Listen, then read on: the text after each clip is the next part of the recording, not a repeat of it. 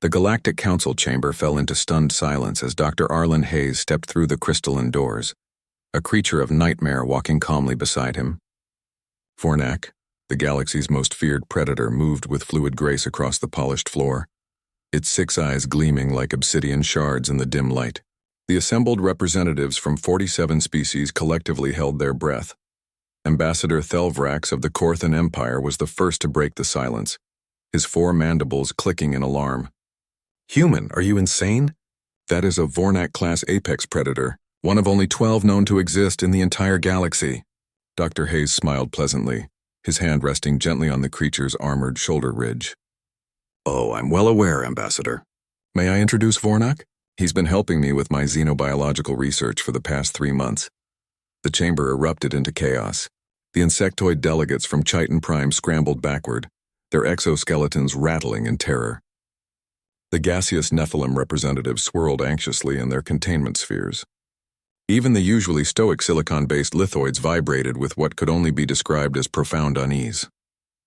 Vornak stood nearly 3 meters tall at the shoulder, his muscular frame covered in scales that shifted between deep crimson and midnight black. 6 razor-sharp limbs could tear through reinforced steel like tissue paper. His elongated skull housed rows of crystalline teeth capable of crushing bone and metal alike. Thermal vents along his spine released wisps of superheated steam with each breath.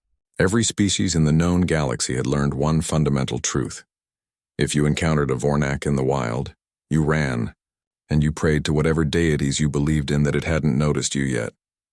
Yet here stood Dr. Arlen Hayes, casually scratching behind what appeared to be Vornak's auditory ridge, and the creature was purring. "This is unprecedented," shrieked the avian delegate, her feathers standing on end. "Vornaks have killed thousands across the galaxy. They're unstoppable killing machines. They've wiped out entire colonies." "With respect, Counselor Preen," Dr. Hayes replied calmly. "That's precisely the misconception I've been working to correct. Vornaks aren't mindless killing machines. They're highly intelligent, socially complex creatures who've been catastrophically misunderstood." He gestured to Vornak, who settled onto his haunches like an enormous, terrifying cat. "The attacks you're referencing? Every single one occurred because colonists or explorers encroached on Vornak nesting grounds during breeding season.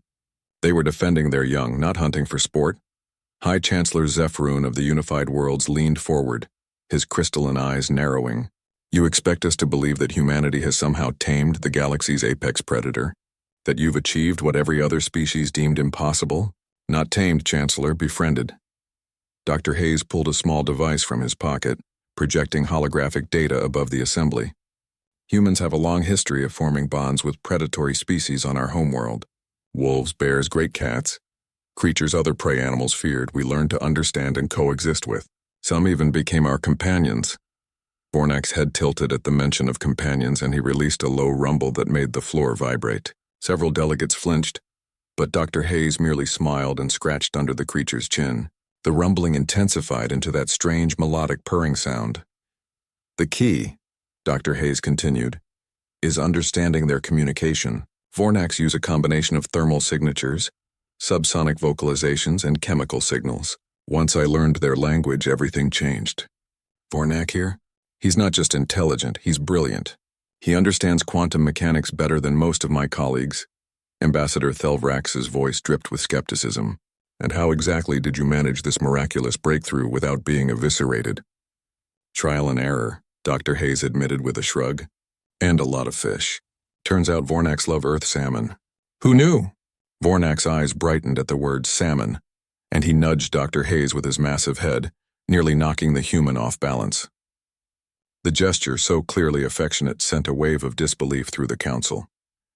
"This is madness," muttered the lithoid representative, their voice like grinding stone.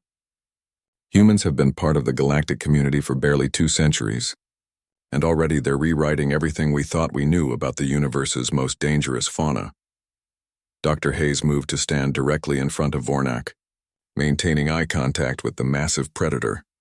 In any other context, this would be a death sentence, a direct challenge that no being had ever survived.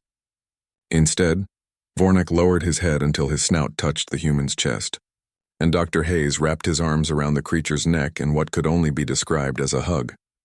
The council chamber fell silent once more, but this time the silence was one of awe rather than fear.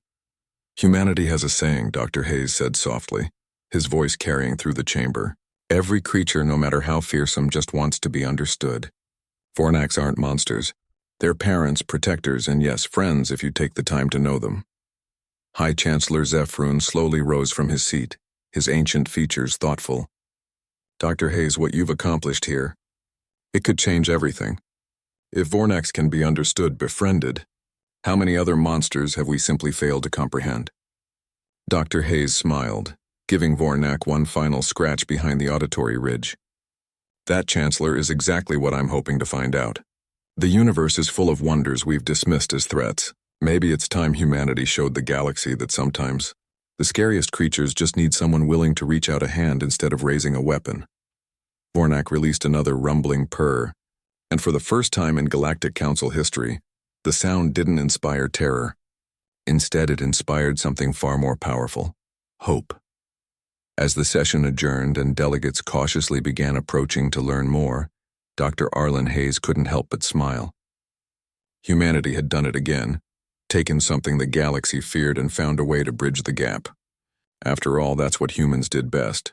They made friends in the most unlikely places, even with the galaxy's deadliest predator.